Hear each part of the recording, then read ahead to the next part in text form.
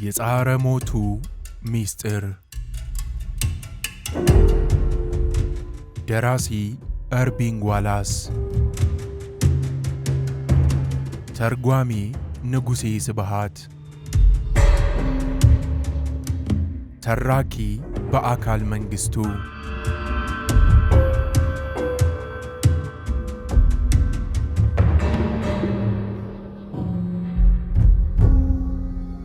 የፖሊስ ዋና ተጠሪው ወልፍጋንግ ሽሚድ ከኤቭሊን ሆፍማን ፊት ለፊት በወትሮው ቢሮው ውስጥ ተቀምጦ ለእሱ ቢራ ለእሳቸው ደግሞ ሻይና በውስጡ የተጠበሰ ዳቦ ከያዘ ቅርጫት ጋር ሲቀርብላቸው በአንክሮ አስተዋለ። ወይዘሮ ኤቭሊን አንድ የተጠበሰ ዳቦ አንስተው ከሰበሩት በኋላ የገበታ ቅቤ ቀብተው ከሻይ ጋር ማወራረድ እስኪጀምሩ ድረስ ሽሚድ ፊቱን ጭምድድ አድርጎ ምን መናገር እንዳለበት ሲያሰላስል ቆየ። ጉሮሮውን አጸዳና ኤፊ፣ እርግጥ ጥሩ ያልሆኑ ግን መጥፎ ለማለት የማያስደፍሩ ዜናዎች አሉኝ አለ። ኤቭሊን ሲኒያቸውን ጠረጴዛው ላይ አኖሩና ቀጥል ወልፍጋንግ አሉት። ያቺን ብሪታንያዊት ሴት ኤሚሊ አሽክሮፍት ስላለፈው ታሪክ ማነፍነፏን እንድታቆም እንደማረጋት ቃል ገብቼልሽ ነበር፣ ግን የመጀመሪያው ሙከራዬ ሳይከሽፍብኝ አልቀረም። ልታስፈራራት ሞክረህ ነበር እንዴ? የለም ኤፊ፣ ላስቆማት ነበር የሞከርኩት። አንድ ልምድ ያለው በሳል ሰው መድቤ ነበር። ኬምፕኒስኪ ውስጥ ከሚገኘው ክፍሏ ዘው ብሎ ገብቶ ነበር። ግን ምን ያደርጋል፣ አንድ ያልተጠበቀ ሁኔታ ተከሰተና ከሸፈ። የላኩት ሰው እንደነገረኝ ከሆነ ፎስተር የተባለ አንድ አሜሪካዊ ወጣት በመካከላቸው ባይገባ ኖሮ ከኤሚሊ አሽክሮፍት ጋር አንድ ውል ሊዋዋል ተዘጋጅቶ ነበር። ፎስተር በጣም ፈጣን፣ ንቁና ጠንካራ ሰው ነው። ለቪየትናሙ ጦርነት ሲባል በአሜሪካ ጦር ውስጥ ሰልጥኖ የነበረ በመሆኑ በጥሩ አቋም ላይ ይገኛል። ስለዚህ የላኩትን ልጅ ያለመያዙ ከፍተኛ ዕድል ነው እላለሁ። የኔ ሰው አምልጧል። ለዚህ ሁኔታ እግዚአብሔር የተመሰገነ ይሁን። ይህ የሚቀጥለውን እንቅስቃሴያችንን አደገኛ ያደርገዋል።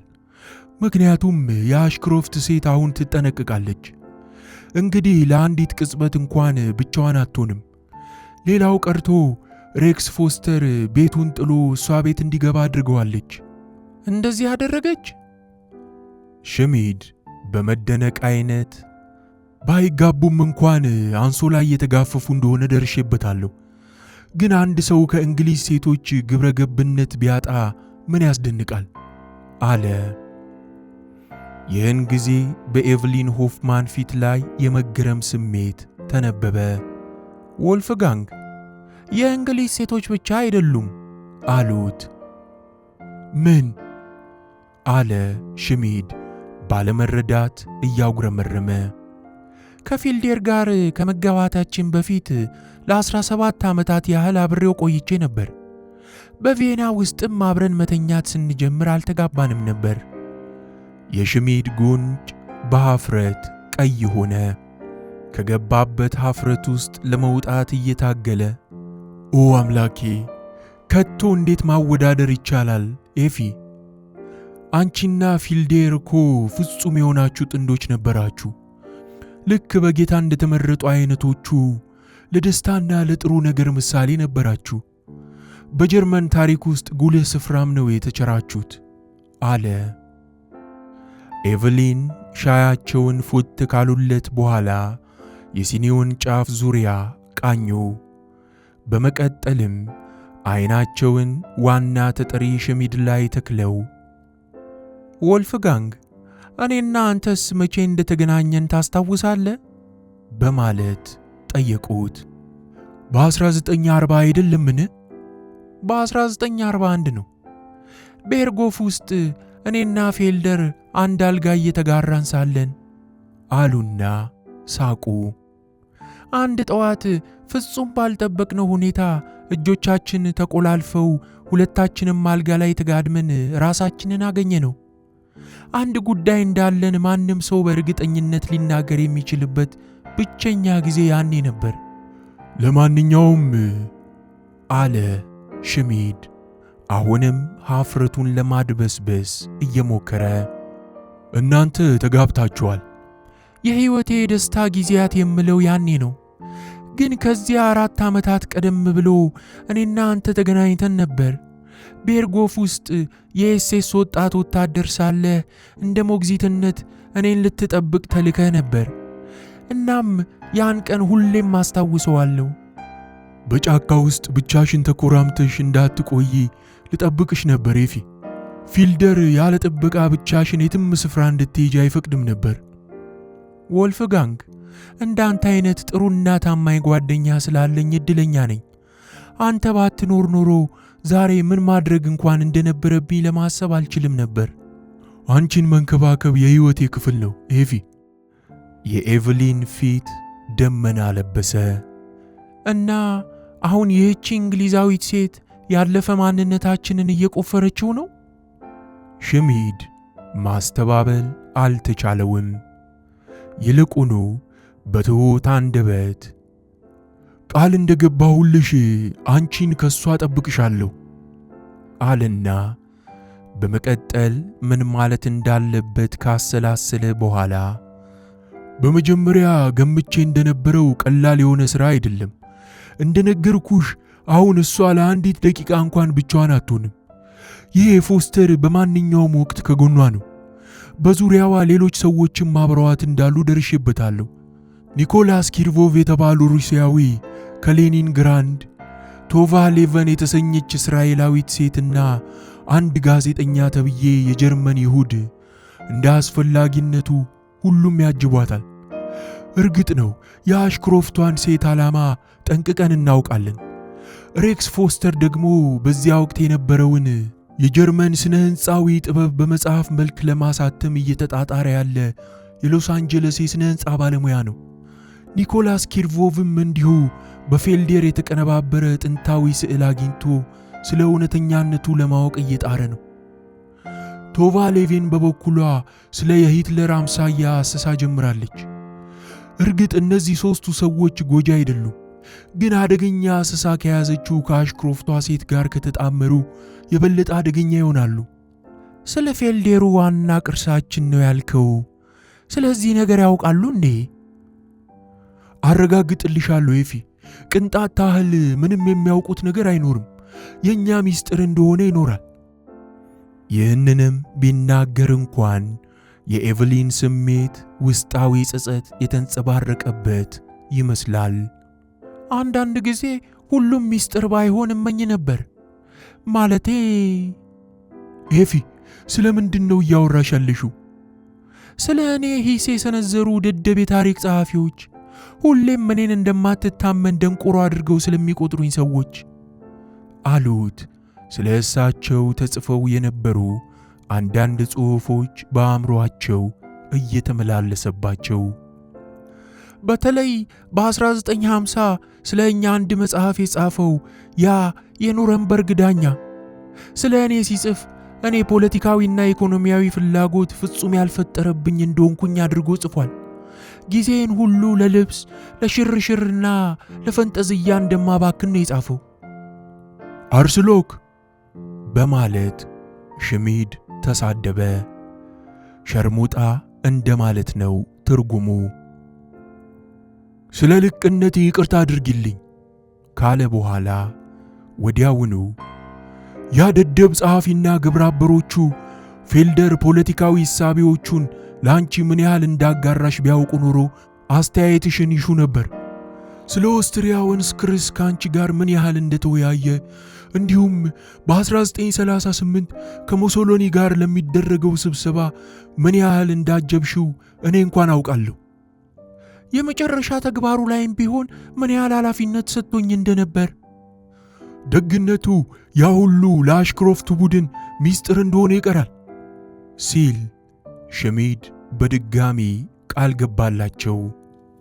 ከምን እንደደረሱ ክትትሌን እስከ ቀጠልኩኝ ድረስ የሚያስጨንቀኝ ነገር የለም። አንቺም ቢሆን ሊያስጨንቅሽ አይገባም። ከምን እንደደረሱ እንዴት ልታውቅ ትችላለህ? በማለት ኤቭሊን በድንገት ጠየቁት። እንደ እውነቱ ስለ እነሱ እንዴት ይህን ያህል ጠልቀህ ልታውቅ ቻልክ?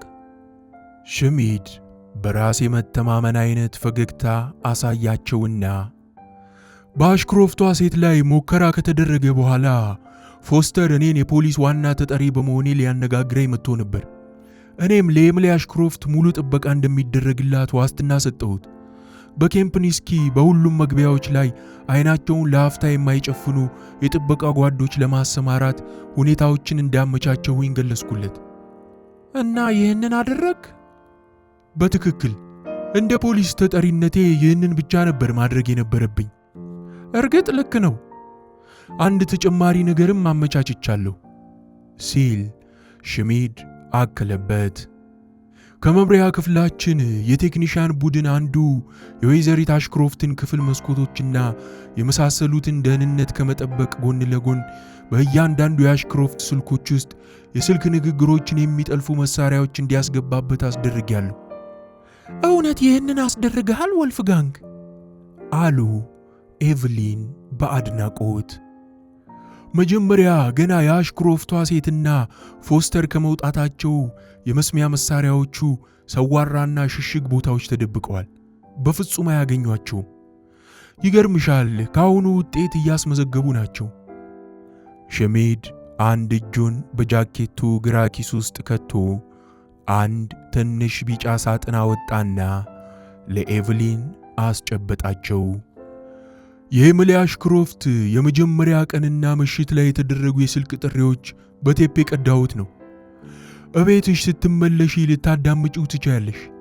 በጣምም ደስ ይልሻል። ቢያንስ ዝም ብለሽ አድምጪው። እርግጥ ነው በምትናገረው ነገር ሁሉ በመጠኑ ትጠነቀቃለች፣ ግን ይዘግይም ይፍጠን አንዳች የሚጠቅም ነገር እንደሚፈጠር እርግጠኛ ነኝ ብሎ ሰዓቱን ተመለከተና በአሁኑ ሰዓት የአሽክሮፍቷ ሴትና ፎስተር ሩሲያዊው ኪርኮቭን ይዘው የቀድሞውን የሄርማን ጎሪንግን አሮጌ የአየር ሚኒስቴር በመጎብኘት ላይ ናቸው አለ። ኤቭሊን ግንባራቸውን ሽብሽብ አድርገው ለምን? እኔ ይህን ማሰብ አልችልም። ለምን? በማለት ጠየቁ። እኔም ብሆን ይህንን አላስብም አለ ሽሚድ በራስ በመተማመን ቅላጼ። ግን እመኝኝ፣ ለምን እንደሆነ እንደርስበታለን። በአጭር ጊዜ ውስጥ ሁሉንም ነገር እናውቃለን።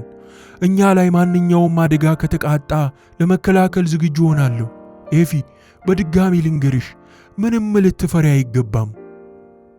ወይዘሮ ኤቭሊን ወደ ኋላ ደገፍ ብለው ተቀመጡና በእፎይታ መልክ ቁና ተነፈሱ። ወልፍጋንግ፣ አንተ እስካለህልኝ ድረስ ፍርሃት አይነካካኝም አሉና የማጫወቻውን ካሴት ውድ በሆነው የአዞ ቆዳ ቦርሳቸው ውስጥ ከተቱት። ከዚያ እኔ ባሌና እኔ ሁለታችንም የጀርመንን ደህንነት ለመጠበቅ እያደረግከው ስላለው ጥረት እናመሰግናለን አሉት።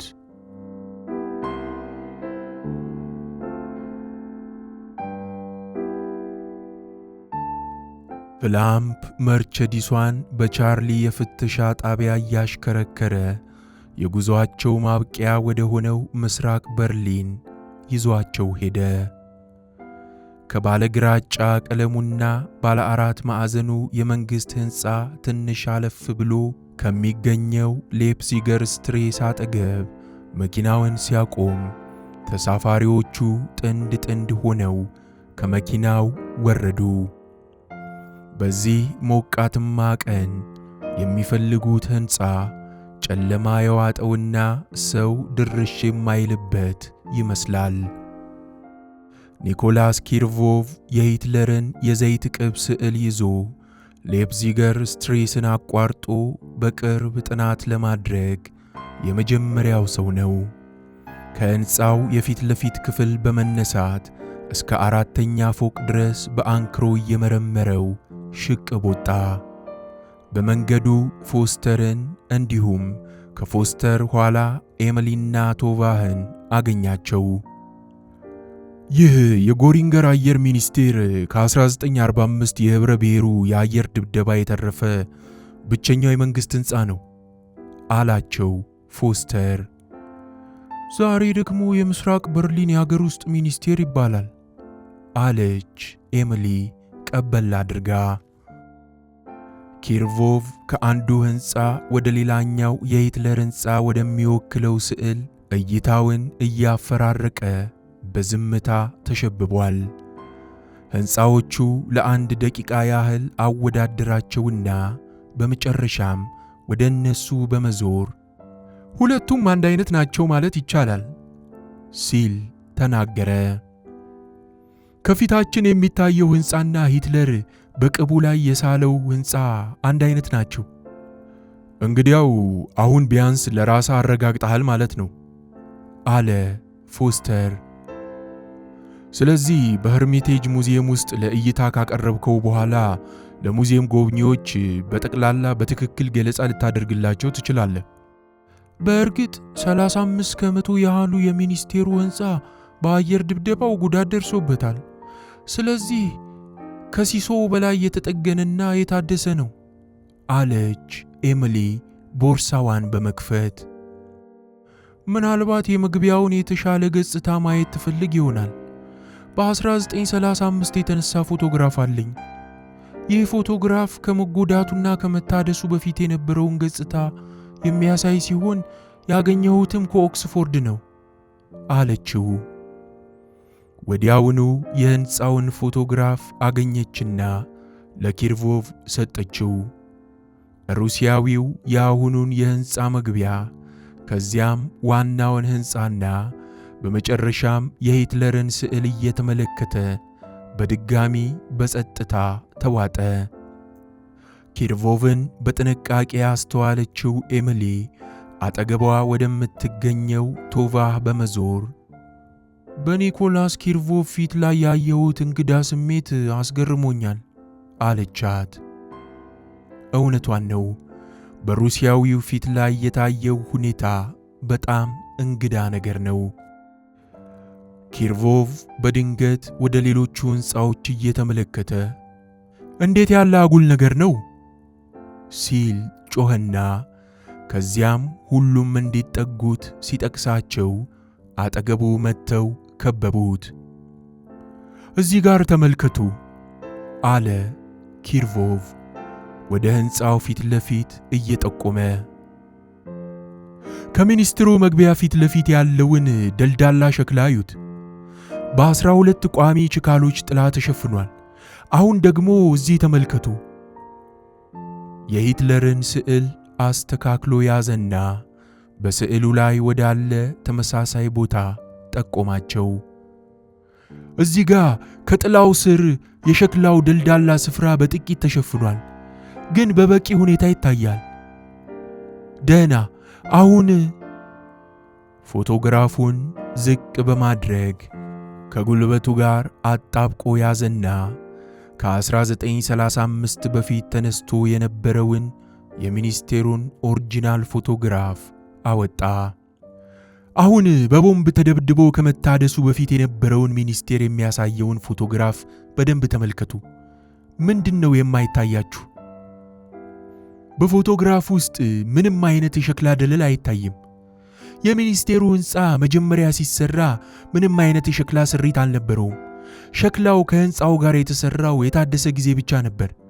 እናም በሂትለር በተሰራው ስዕል ላይ እስኪ ፎቶውን ልየው አለ ፎስተር።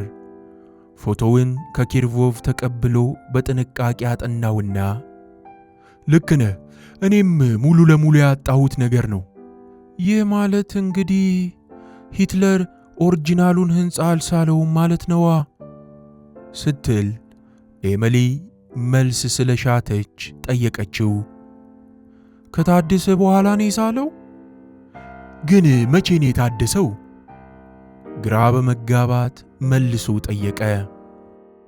ኤሚሊ ደስታዋን መቋቋም አልቻለችም። እንዴት ማግኘት እንደሚቻል ጠንቅቄ ያውቀዋለሁ። እስኪ መጀመሪያ ስልክ እናግኝ። እናም መንገዳቸው በፍጥነት ወደ ማርቸዲሱ ሆነ። ፕላምፕ አለች ሹፌሩን። አንድ አፍታ ወደ ሕዝብ ስልክ መሄድ እፈልጋለሁ። እዚህ አካባቢ ይኖር ይሆን? ሹፌሩ ጥቂት አሰላሰልና በካፌ አምፕ ፕላስት ውስጥ ጥቂት ስልኮች ይገኛሉ፣ ወደዚያ ውሰደኝ ብላ ኤሚሊ አዘዘችው። ሁሉም መኪናው ውስጥ ከገቡ በኋላ ፕላምፕ የመርቸዲሱን ሞተር አስነሳና በምስራቅ በርሊን አድርጎ አንተርዴን ለንደን እስኪደርሱ ድረስ በዝግታ አሽከረከረ።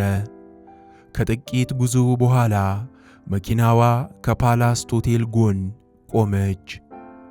ይሄ ነው ካፌ አምፕ ፕላስት፣ በመግቢያው ላይ ስልኮች ታገኛለሽ።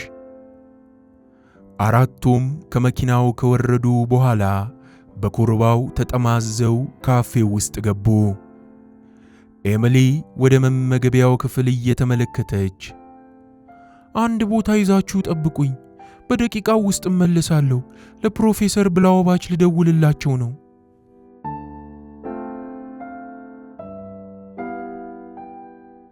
በርቀት ሆና ሌሎቹ አንድ ባዶ ከሆነ ጠረጴዛ ላይ ሲስተናገዱ ተመለከተች። የሀገር ውስጥ ስልክ ቁጥሮች የመዘገበችበትን ማስታወሻ ደብተር ከቦርሳዋ ውስጥ አወጣችና በቢተርታ የፕሮፌሰር ብላውባችን ስልክ ቁጥር አገኘች። በቢሮአቸው ውስጥ ይገኙ ዘንድ ለአፍታ ጸሎት አደረገች። ከደቂቃ ባነሰ ጊዜ ውስጥ ብላውባችን በስልክ መስመር ላይ አገኘቻቸው። ለመቆፈር ማንኛውም አይነት ፍቃድ ስለማግኘትሽ እስካሁን ያወቅኩት ነገር የለም አሉ በፍጥነት። ግን ዛሬ ከቀጠር በኋላ አንድ መልካም ዜና ጠብቃለሁ። ጥሩ፣ እኔም በኬምፕኒስኪ ሆኜ የእርሶን ጥሪ እጠባበቃለሁ። ጥቂት ዝም ብላ ቆየችና ፕሮፌሰር፣ እኔ አሁን የደወልኩሎት ስለ ሌላ ጉዳይ ልጠይቆት ብዬ ነው። አሁን የምፈልገው ነገር ቢኖር ስለ አንድ የመንግሥት ሕንፃ መረጃ እንዲሰጡኝ ነው። ስለ የትኛው ሕንፃ? ከዋላ አቅራቢያ ስለሚገኘው የሀገር ውስጥ ሚኒስቴር።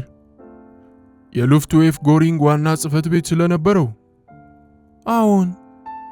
ስለ እሱ ምን ማወቅ ትፈልጊያለሽ? ከ1945 በፊት ሲሶው ያህል በህብረ ብሔሩ የአየር ድብደባ እንደተጎዳ ተረድቻለሁ።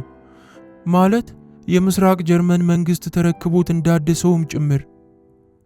አዎን፣ እኔም እንደዚያ እንደተደረገ አምናለሁ። መቼ እንደታደሰ ማወቅ አስቸጋሪ ይሆን? ቀላል ነው አሉ ብላውባች። በጥቂት ደቂቃዎች ውስጥ ልደርስበት እችላለሁ። የት ነው የማገኝሽ? መልሼ ልደውልሎ? በጣም ጥሩ፣ በ5 ደቂቃዎች ውስጥ ደውይልኝ። ኤሚሊ በስልኳ አጠገብ ለረጅም ጊዜ ቆየች። ፎስተር፣ ኪርቮቭና ቶቫ የምግብ ዋጋ ዝርዝሩን ሲመለከቱ በሩቅ አየች። የፎስተርን የወሲብ ችሎታና የሰውነቱን ሙቀት አስታወሰች። ግን እሱ የሚሰጣት ደስታ ለብላውባች የምላሽ ጥሪ ከማድረግ ሊያሰናክላት አይገባም። 5 ደቂቃዎች አልፈው 6 እስኪሆን ጠበቀችና ወደ ብላውባች ቢሮ በድጋሚ መደወል ጀመረች። ብላውባች ስልኩን ወዲያውኑ ለቀም አድርገው አነሱት። የፈለግሽውን ነገር ያገኘው ይመስለኛል። ሚኒስቴሩ መቼ ታድሶ ሥራ መስጠት እንደጀመረ አይደለም የምትፈልጊው?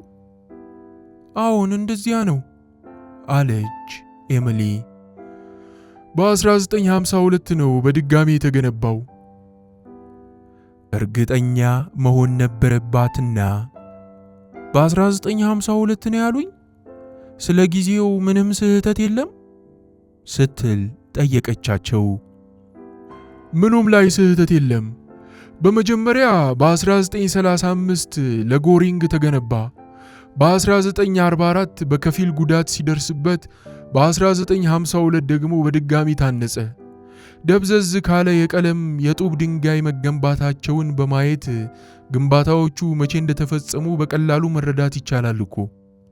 አዎን፣ ግን ጥቂት ማስዋቢያዎች ተጨምረውበታል። ለምሳሌ በመግቢያው ላይ የሸክላ ንጣፍ ተበጅቶለታል። አላስታውሰውም። ብቻ የተጨመሩ ነገሮችና እድሳቶች በጠቅላላ በ1952 የተከናወኑ ናቸው። ልቧ በድጋሚ በኃይል ይመታ ጀመር። በጣም አመሰግናለሁ ፕሮፌሰር። ልረዳሽ በመቻሌ ደስተኛ ነኝ። ዛሬ በኋላ ላይ ሌላ መልካም ነገር እንደምነግርሽ ተስፋ አድርጊ። ኤሚሊ ስልኩን ዘጋችና ወደ ካፌው ተፈተለከች። የተቀመጡበት ስፍራ ስትደርስ ሦስቱም ዜናውን በጉጉት እየተጠባበቁ እንደሆነ ተረዳች። ለመቀመጥ ብዙም አልተጨነቀችም። ሕዋሶቿም የፈቀዱ አይመስሉም። በቆመችበት እንደረጋች አስደናቂ ዜና ስትል አበሰረቻቸው። የቀድሞው ጎሪንግ ሚኒስቴር እስከ 1952 ድረስ አልተገነባም ነበር። ይህ እንግዲህ የሸክላው ደለል ሲሰራ ማለት ነው። ያም ሆኖ ግን ሂትለር ሸክላውንም ጭምር ስሎታል። ትንፋሿን ለማሰባሰብ ዝም አለችና በሌላ አነጋገር ሂትለር ከ1952 በኋላ ብቻ ነበር ሊስለው የሚችለው ማለት ነው። ሁለተኛው የዓለም ጦርነት ከተጠናቀቀ ከ7 ዓመት በኋላ ይህ ሌላ ነገር ማለት ነው።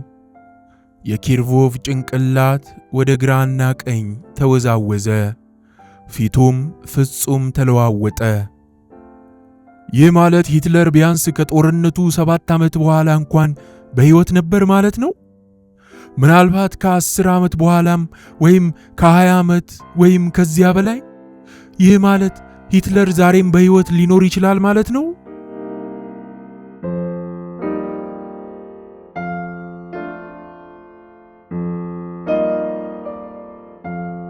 ከምሽቱ 2 ሰዓት ተኩል ላይ በዌስት በርሊን ምርጥ ከሚባሉት ምግብ ቤቶች አንዱ በሆነው ኬምፕኒስኪ ምግብ ቤት ውስጥ አራቱም በአንድ የምግብ ቤቱ መሃል ስፍራ ላይ ተቀምጠዋል።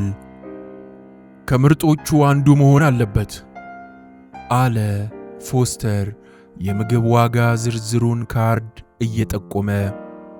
እስኪ ዋጋውን ተመልከቱ። የመመገቢያ ቁሳቁሶቹንም ስትል ቶቫ አከለችበት። ጠረጴዛዎቹ ነጭ የጠረጴዛ ልብስ የለበሱ ሲሆን ወርቃማ ተንጠልጣይ መብራቶች በየግድግዳዎቹ ላይ ይታያል። ጥራት ያለው የመመገቢያ ሳህኖች እንዲሁም ከነሐስ የተሰሩት ማንኪያዎችና ሹካዎች ዓይንን ይማርካሉ። ፎስተር ከፊት ለፊቱ የሚገኝን አንድ ስኮች ውስኪ ያነሳና ለኤሚሊ ስንል ጽዋችንን እናንሳ አለ። ሁሉም ብርጭቆቻቸውን አነሱ። ነገ በፉረር ባንከር ለምትቀዳጀው ድል። ሁሉም ብርጭቆቻቸውን አጋጩ። ኤሚሊ በመልካም ዕድሏ ድንገተኛ ደስታ ወረራት። ከ3 ሰዓታት በፊት ከፎስተር ጋር ወደ ኬምፕኒስኪ ክፍሏ በተመለሰች በጥቂት ደቂቃዎች ጊዜ ውስጥ በሳሎኗ ያለው ስልክ አንቃጭሎ ነበር። ደዋዩ ፕሮፌሰር ብላውባች ሲሆኑ መልካም ዜና አብስረዋታል። ይኸውም ከመከር ቤቱ አጠገብ ካለው የመናፈሻ ስፍራና በተጨማሪ ለ40 ዓመታት ያህል የሂትለር የግል ስፍራ ነው ተብሎ የሚታሰበውን ፉረር ባንከርንም ጭምር ትቆፍር ዘንድ ፍቃድ ሰጥቷታል። ቁፋሮው ነገ ተጀምሮ ለ1 ሳምንት ያህል ይዘልቃል። ብላውባች ማንኛውም ታሪካዊም ሆነ ፖለቲካዊ ሁኔታን የሚያመለክት ነገር ያገኘች እንደሆነ ለእሳቸውና ለምስራቅ ጀርመን መንግሥት ሚስጥሩን ለማጋራት ቃል መግባቷን አስታውሷት። የስልኩን መልእክት እንዳጠናቀቀች የድል ብስራት እራት ይመገቡ ዘንድ ሐሳብ አቀረበችና እሷና ፎስተር እንግዶቿን ከበቧቸው። አሁን በኬምፕኒስኪ ምግብ ቤት ያሉት የእሷ ሰዎች ሁሉ የደስታዋ ተጋሪ ለመሆን ተኮልኩለዋል። ኤሚሊ ከወደ ኋላ በኩል ተቀምጣለች። በላብም ተዘፍቃለች። አዎ አምናለሁ፣ ፈርቻለሁ አለች። ምንም የሚያስጨንቅ ነገር የለም አላት ፎስተር። ኤሚሊ፣ ምንም የሚያሰጋ ነገር ይኖራል ብዬ አላስብም። የሂትለር እውነተኛ የመንጋጋ ድድም ሆነ ጌጥ በትክክለኛው መንገድ እየሄድሽ ስለመሆኑ ያረጋግጣል። ዛሬ በጎሪንግ ሚኒስቴር የተከናወነው ነገር ይህንን ያጠናክርልሻል። በምግብ ቤቱ ከእሷ በስተግራ በኩል የተቀመጠውን ኒኮላስ ኪርቮቭን ተመለከተችው። ከምስራቅ በርሊን እየተመለሱ ከነበረበት ቅጽበት አንስቶ የድምፁ ቅላጼ አንዳች እንከን ያለበት መሆኑ ግልጽ ቢሆንም ይህ ነው ብለው የሚገልጹት አይነት ግን አይደለም። ኤሚሊ ገጽታው ፍጹም ግራ የሚያጋባ እንደሆነ ካስተዋለች ቆይታለች። ዛሬ ከሰዓት በኋላ ጀምሮ ስለደረስክበት ሁኔታ ምን ይሰማሃል ኒኮላስ? እዚህ ያለው ሥራስ ተፈጽሟል ብለህ ታስባለህ? ጥያቄዋን የሚያብላላ መስሎ ለጥቂት ሰከንዶች ቆየና መልሱንም በጥንቃቄ እያሰበ ሙሉ በሙሉ አልተፈጸመም አላት። ምን እያሰብኩ እንደሆነ እንድነግርሽ ትፈልጊያለሽ? ፍቃደኛ ከሆንክ። እውነት ነው። እኔ በነበረኝ የዘይት ቅብ አማካኝነት ሂትለር ቢያንስ እስከ 1945 ድረስ ራሱን እንዳልገደለ ደርሰንበታል። እስከ 1952 ወይም ከዚያ በኋላ ሁሉ በሕይወት ነበረ። ይህ ማወቁ በእርግጥ ትልቅና ገዘፍ ያለ ጠቀሜታ አለው። በጠቅላላ ይህን ማለት አንድ ነገር ነው። ስዕሉን አዶልፍ ሂትለር ራሱ በእጁ ስሎታል። የዘይት ቅቡ በእጅ ከገባ በኋላ መርምረኸዋል? አለ ፎስተር። ሂትለር ስለ መሳሉስ እርግጠኝነት ይሰማሃል? አሁንም ድረስ እንደዚያ ነው የማምነው አለ ኪርቮቭ። እርግጥ ነው ዛሬ የተፈጸመው ሁኔታ ለጉዳዩ እውነትነት የነበረኝን ሁኔታ ትንሽ ሸርተት አድርጎታል። በእርግጥ ስዕሉን ሂትለር የሳለው ከሆነ ሂትለር እስከ 1952 ወይም ከዚያም በኋላ በሕይወት ነበረ ማለት ነው። ይህ ሞቷል ከተባለ ከ7 ዓመታት በኋላ መሆኑ ነው። ኪርቮቭ ለጥቂት ጊዜ ያህል ዝም አለና የተረዳነው ነገር እውነት ከሆነ ሂትለር ሞቷል ተብሎ በታሰበበት ወቅት ወደ አንድ መሸሸጊያ ስፍራ ሄዶ ነበር ማለት ነው። ከዚህም በተጨማሪ በአንድ ወቅት ከተሸሸገበት ስፍራ የአየር ሚኒስቴሩ እንደገና ከመገንባቱ በፊት ብቅ ብሎ ስዕሉን ስሏል የሚያስብል ነጥብ አለበት። ያም ሆኖ ግን ራሱን ለእንደዚህ አይነት አደጋ ያጋልጣል ብዬ አላስብም። ስዕሉን ራሱ የሳለው ከሆነ እጅግ አደንቃለሁ። ኒኮላስ አለች ኤሚሊ፣ ከሕንፃው ፊት ለፊት ተገኝቶ ስዕሉን ያልሳለ ከሆነ አንድ ሰው ፎቶ ካነሳው ፎቶግራፍ ላይ ቀርቶ ነው ማለት ነው? አንተ ራስህ የሥነ ጥበብ ሰው በነበርክበት መጀመሪያ ግድም አብዛኛዎቹ ንድፎችና ስዕሎቹ ከፖስት ካርድ የተቀዱ እንደነበሩ ተናግረሃል። ትክክል ነው ሲል ኪርቮቭ አመነላት። ስለዚህ በድጋሚ ምናልባት ስሎት ሊሆን ይችላል አለ ኪርቮቭ። እንደኔ ከሆነ ግን ስራው የእውነት በሂትለር ስለመሰራቱ እርግጠኛ መሆን አለብኝ። የማያወላዳ ማረጋገጫ ፈልጋለሁ። ፎስተር፣ ኒኮላስ፣ በአሁኑ ሰዓት መቼም የትኛው የበርሊን የሥነ ስዕል ማዕከል ያን ስዕል እንደሸጠልህ ሳታውቅ አትቀርም። ለማረጋገጥ ከፈለግክ ወደ ስነ ስዕሉ መሸጫ ማዕከል መሄድ ትችላለህ አለው ኪርቮቭ ደስተኛ ባልሆነ ድምፅ። ፎስተር፣ የሥነ ስዕል ማዕከሉንም ስም እንኳን እንደማላውቅ ስነግርህ እፍረት እየተሰማኝ ነው። ያ ነው የኔ ችግር። ባህረኛው ወደ ሀገሩ ሲሄድ ለኔ ላከልኝ፣ እስካሁን አላገኘሁትም። ኪርቮቭ በሁለቱም በኩል ክፍት የሆነ አንድ የኩባ ሲጋራ ከኪሱ ውስጥ አወጣ። እስካሁንም እርግጠኛ አይደለሁም። ሌላ ተጨማሪ 1 ሳምንት እዚህ ለማሳለፍ ወስኛለሁ። ማለቴ የሂትለርን ስዕል ትክክለኛነት ለማረጋገጥ ስል። እንዴት? ኤሚሊ ጠየቀች። ለባህረኛው ሰው የሸጠለት የሥነ ስዕል ማዕከል ላይ የጀመርኩትን ጥናት ለመከታተል። በምዕራብ በርሊን በመቶዎች የሚቆጠሩ የስዕል ማዕከሎች ይገኛሉ አለ ፎስተር አዎን ይገኛሉ። በስልክ ማውጫው ዳይሬክተሪ አማካኝነት ተጠቅሜ ብዙዎቹን ጎብኝቻለሁ። አሁንም ብዙ አለ። ያም ሆኖ ግን ሁሉንም በማየት ጊዜን አላጠፋም። መልእክተኛው ስዕሉን በምዕራብ በርሊን መሃል ከተማ አቅራቢያ ከዋናው አደባባይ ብዙም ሳይርቅ ከሚገኝ አንድ የስዕል ማዕከል እንደገዛው ነግሮኛል። ከኩርፋስታንዳም ሳይርቅ ለማለት እንደፈለገ ገምታለሁ።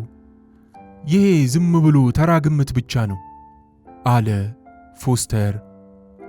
መፈለግ የሚኖርብኝን ስፍራ ያጠበዋል አለ ኪርቮቭ። ነገ ጠዋት የተወሰኑ ማዕከሎች ገብቼ ስዕሉን አሳያቸዋለሁ።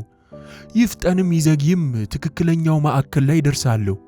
ስለ እውነተኛነቱ ካሳመኑኝ እናንተም በትክክለኛው መንገድ ላይ ናችሁ ማለት ነው። ለእኔ ብዙ ነገር ማለት ነው አለች ኤሚሊ። ማንኛውም አይነት እርዳታ? የለም አትጨነቂ አላት ኪርቮቭ በፍጥነት። እያንዳንዳችሁ በራሳችሁ መንገድ ተጓዙ። ይህንን ተግባር ራሴው እወጣዋለሁ። አይኖቹ ወርቃማ ጸጉር ያላት እስራኤላዊት ላይ አረፉ። አንቺስ ቶቫ ምን ሐሳብ ይኖርሽ ይሆን? አዎ ቶቫ ብላ ኤሚሊ በፍጥነት ጥልቅ አለች። ከትላንትና ምሽት ጀምሮ አንድ ነገር ልትነግሪኝ የጓጓሽ ትመስይ ነበር። በብዙ ነገሮች ተጠምደን ስለነበር ባለመጠየቅ ያዝናለሁ። አሁን ልትነግሪኝ ትችያለሽ ወይስ ደግሞ? ቶቫ ራሷን አዘጋጀችና ለአንቺ ልነግርሽ አስቤ የነበረው ነገር እርግጥ ሚስጥር አይደለም፣ ስለ ሂትለር አምሳያ ነው አለቻት። በሌላው ጠረጴዛ ዙሪያ መቀመጧን አሰበችና ድምጿን ጎላ አድርጋ ቅድመ ሐሳብሽ ትክክል ከሆነና ሂትለር ተርፎ እንደነበር ካረጋገጥሽ ሞቷል የተባለው አምሳያው ነበር ማለት ነው። ስለ አምሳያው ሁሉንም ነገር አጠናለሁ ብዬ ነግሬሽ ነበር። እናም አጥንቻለሁ። በደስታ ፈገግ አለችና ብታምኑም ባታምኑም ሂትለር አምሳያ ነበረው። ታምናላችሁ? እውነት ነውና አመኑ አለቻቸው። ኤሚሊ ወደ ወጣቷ እስራኤላዊት እየተመለከተች ልታረጋግጭልኝ ትችያለሽ ስትል ጠየቀቻት። አረጋግጫለሁ፣ አድምጡኝ።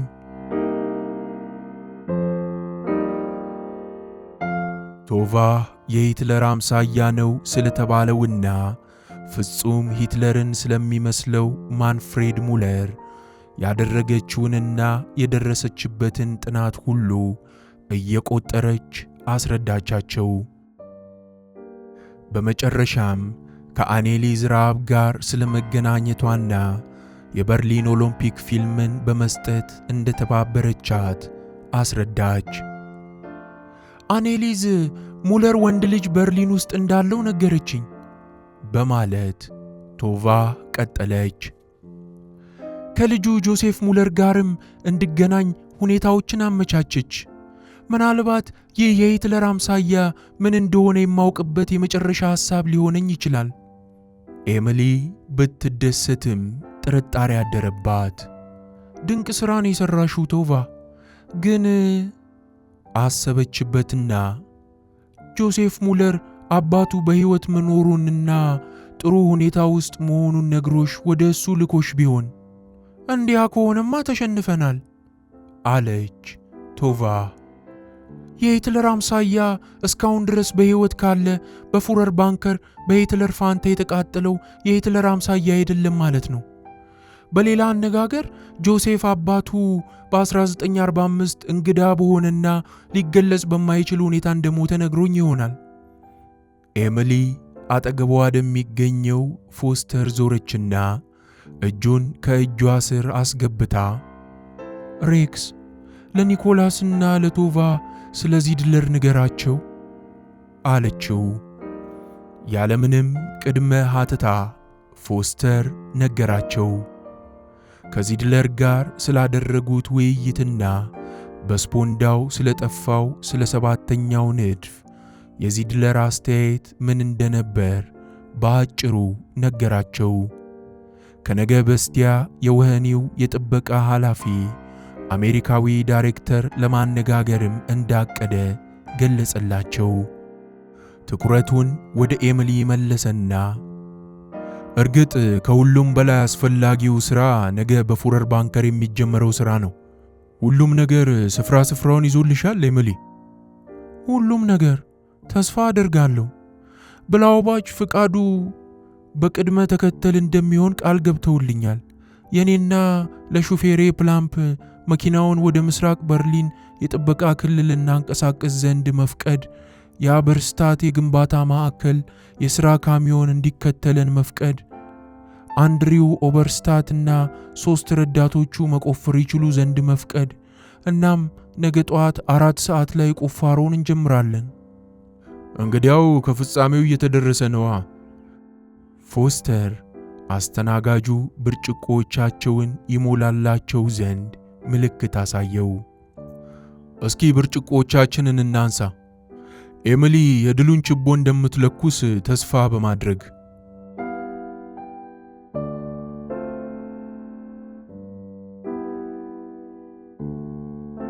እኩለ ጠዋት ሆኗል።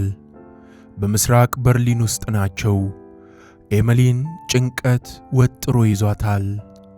ወደ ምስራቅ ጀርመን ፍሮንቲየር የጥበቃ ቀጠና የሚወስደውን መንገድ ይዘው በኤሌክትሮኒክስ መሳሪያ አማካኝነት በሚከፈተው የጥበቃ በር ለመግባት ፕላምፕ መርቸዲሱን በኒደር ከርችነር ስትሬስ ጎዳና በጥንቃቄ እያሽከረከረ ነው። ኤሚሊ በኋላ መቀመጫ ብቻዋን ተቀምጣለች። እርግጥ እዚህ ስፍራ ከአሁን ቀደም ከአርነስት ቮግል ጋር ሆና ፕሮፌሰር ብላውባችን በመግቢያው ላይ በማግኘቷ ለስፍራው አዲስ ባትሆንም አሁን ግን የበለጠ ያለመረጋጋት፣ ብቸኝነትና ፍርሃት ተሰምቷታል። ወደ ኋላ ወንበሩ ላይ ተደግፋ በመስታወቱ ውስጥ አሻግራ ስትመለከት ከአሁን ቀደም ያየችው ስፍራ ሁሉ ምንም ትውስታን የማይጭር ትርጉም የሌለው ነገር የሆነ መስሏት ነበር። አሁን ግን ሁሉንም ነገር በጣም በጥንቃቄ የምትመረምር መሰላት። መኪናው ወደ በሩ እየተጠጋና ፍጥነቱን እየቀነሰ ሲመጣ ኤሚሊ አረንጓዴ የደንብ ልብስ የለበሱ ግማሽ ደርዘን ያህል የምስራቅ ጀርመን የጥበቃ አባሎች ሙሉ በሙሉ ታዩአት። ከእነሱ ባሻገር ከግድግዳው ጋር የተያያዘ አጥር አለ። በሩ ጋር ሲጠጉ አንድሪው ኦበርስታትን፣ ካሚዮኑንና የመቆፈሪያ መሳሪያዎችን እንዲሁም 3ቱን ምርጥ የሥራ ባልደረቦቹን ለመመልከት ጣረች። ግን ካሚዮኑ አይታይም። አንድ ፍርሃት በውስጧ ሲላወስ ታወቃት። በመስመር ከተደረደሩት ወታደሮች ከጥቂት ያርዶች ርቀት ላይ መቆም ነበረባቸው። በጥሩ ሁኔታ የታጠቁ ናቸው። በትከሻዎቻቸው ላይ ዘመናዊ መሳሪያዎችን አንግበው ተመለከተቻቸው። ፕላምፕ ከሚያሽከረክረው ወንበር ወጥቶ ኤሚሊ ከመኪናው ትወርድ ዘንድ ሊረዳት ከኋላ ወንበሩ በር ተጠጋ።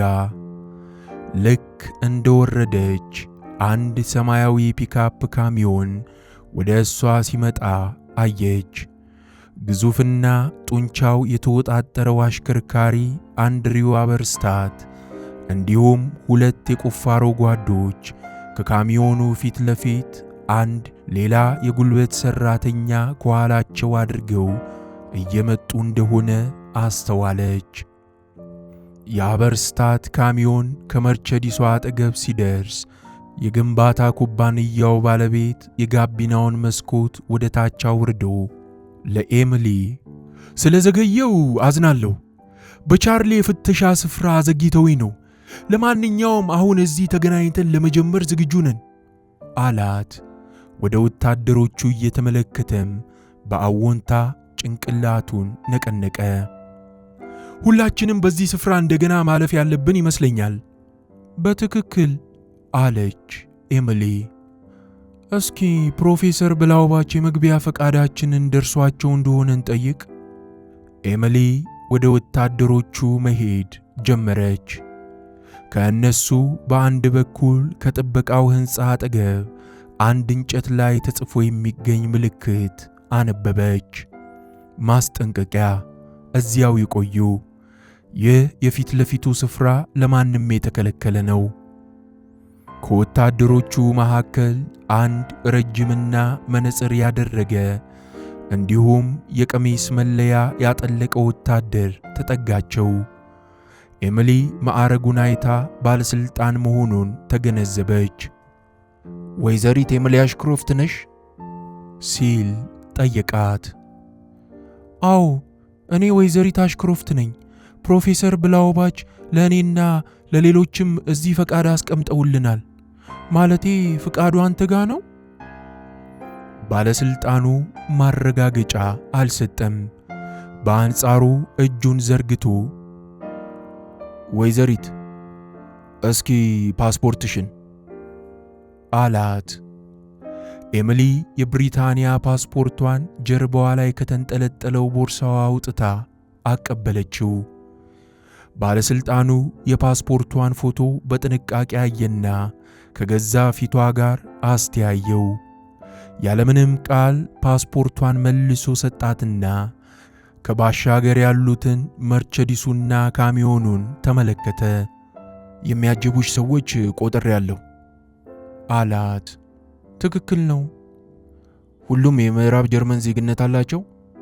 ሁሉም ምዕራብ ጀርመናዊ ናቸው። ፓስፖርት አላቸው። የምትፈልግ ከሆነ የባለስልጣኑ እጁ ፓስፖርታቸውን እንደማይፈልግ አይነት እያወራጫቸው ከመግባትሽ በፊት ተሽከርካሪዎቻችሁን በጥንቃቄ መፈተሽ ይኖርብናል ሲል ገለጸላት። ጥሩ ነው፣ ፈትሹት አለችው ኤሚሊ። ፈትሸን እስከምንጨርስ ባልደረቦችሽን በርቀት ልታቆይልን ትችያለሽ? እንዴታ አለችና ኤሚሊ ወደ ኋላ ዞረች። ለኦበርስታትና ለሥራ ባልደረቦቹ በምልክት ካሚዮኑን ትተው ራቅ እንዲሉ ነገረቻቸው። ፕላምፕ ወደ ኋላ ሲያፈገፍግ ኦበርስታት ደግሞ ወደ ታች ዘለለና ለጓደኞቹ ነገራቸው።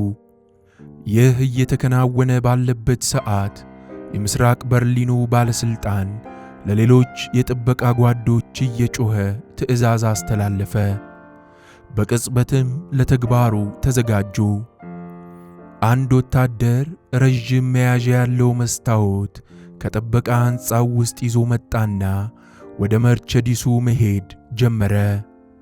በሌላ በኩል ደግሞ ረጅሙ ባለስልጣን ሌሎች ሁለት ጥበቃዎችን ወደ ካሚዮኑ መራቸው። ኤሚሊ በአንድ ወይም በሁለት ኢንች ወደሚያጥራትና ከእሷ 3 ጊዜ በውፍረት ወደሚበልጣት ኦበርስታት ሄደች። በቶዮታው ካሚዮን ላይ የሚደረገውን ሁኔታ አየና በዚህ ወቅት ምንም የማይረባ ነገር የለም ሲል አንሾካሾከ። በመስታወት ብቻ አይደለም ስራቸውን የሚሰሩት፣ ገና ሙሉ ምርመራ ያደርጉብናል። ኤሚሊ ሁለቱ ወታደሮች ካሚዮኑን ትተው እየተቻኮሉ ሲሄዱ ተመለከተች። ምን የሚያገኙ መስሏቸው ይሆን? ኤሚሊ ተደነቀች። ምናልባት የጦር መሳሪያ ነገር? ኦበርስታት በዝግታ አንሾካሾከና በመቀጠልም ወይም ቦርማንን ሲል አከለበት። የሁለቱ ተሽከርካሪዎች ፍተሻ 10 ደቂቃ ያህል ወሰደ። ወታደሮቹ ፍተሻውን እያከናወኑ ሳለ ባለስልጣኑ ወደ ኤሚሊ ተራመደና 6 ሮዝ ካርዶችን ሰጣት። ለስድስታችሁ ለ7 ቀናት መግቢያና መውጫ ፈቃድ ነው አለ። ሁል ጊዜ ጠዋት 4 ሰዓት ላይ ትገባላችሁ። ተሽከርካሪዎቻችሁም በገባችሁና በወጣችሁ ቁጥር ይፈተሻሉ። ከቀትር በኋላ 11 ሰዓት ካለፈ በዚህ መውጫ መውጣት አይፈቀድላችሁም። በተፈቀደላችሁ ስፍራ ብቻ ትዘዋወራላችሁ። ሌላ ስፍራ አይፈቀድም።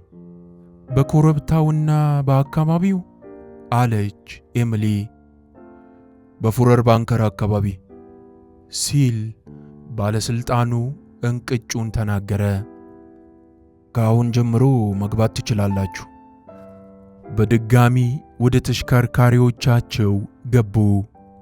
መርቸዲሱ ካሚዮኑን እያስከተለ በዝግታ በበሩ አልፎ ወደ ምስራቅ በርሊን ሰው አልባ ስፍራ አቀና።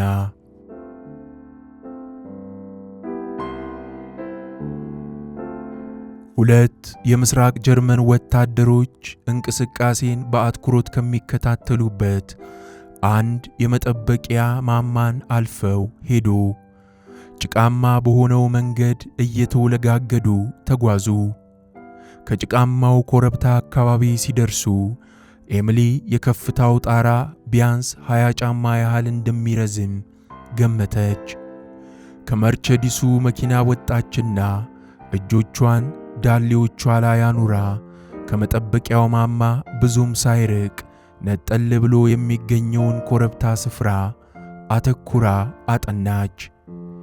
ከኮረብታው በስተቀኝ በኩል ብዙም ሳይርቅ 5 ጫማ ያህል የሚረዝም የባለ ሰንሰለት አጥር ይገኛል። ከአጥሩ ባሻገር ደግሞ በአሜሪካና በብሪታንያ የጦር አውሮፕላኖች በቦምብ ከፍተኛ ድብደባ የደረሰበትና አሁን ግን በአንጻሩ በሩሲያ ትራክተሮች ተዳምጦ የተስተካከለ የምስራቅ በርሊን የቀድሞ ምክር ቤት ስፍራ፣ የመኪና ማቆሚያ ስፍራ ይገኛል። አንድሪው ኦበርስታት ከካሚዮኑ ጋቢና ዘሎ ወጣና አካፋዎችና ዶማዎች ያሰባስቡ ለነበሩት የሥራ ባልደረቦቹ ትዕዛዝ አስተላለፈ።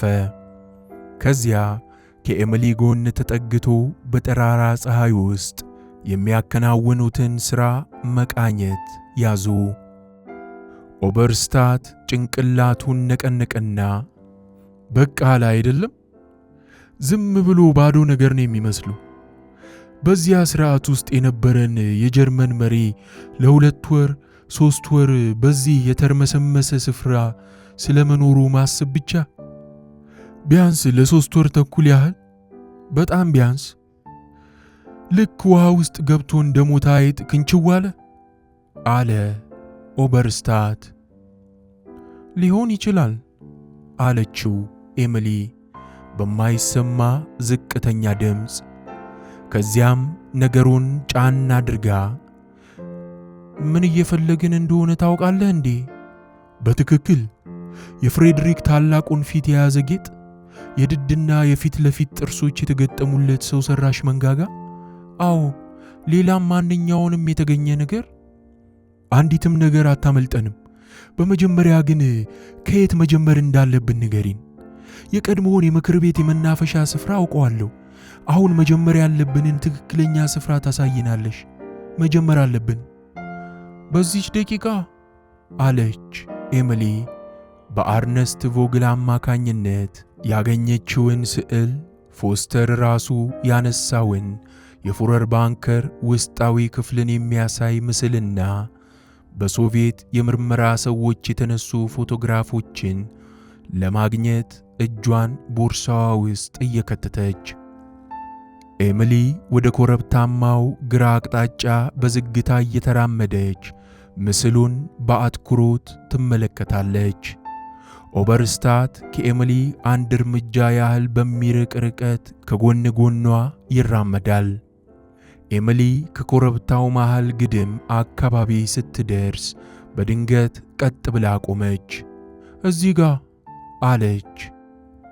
ከታችኛው ደለል በታች 55 ጫማ ዝቅ ብሎ የሂትለርን ሬሳ 4 እርምጃዎች ያህል እንዲሁም የብራውንን ደግሞ እዚህ ጋር ከሚታየው የአደጋ ጊዜ መውጫ ስፍራ ያኑረውታል። እዚያ ጋር የተቀበሩ የከርሰ ምድር ቤቶች ወይም ቪላ አይነት ስፍራ ሲኖር ይህ በር ወደ መናፈሻው ስፍራ የሚያመራ ነው።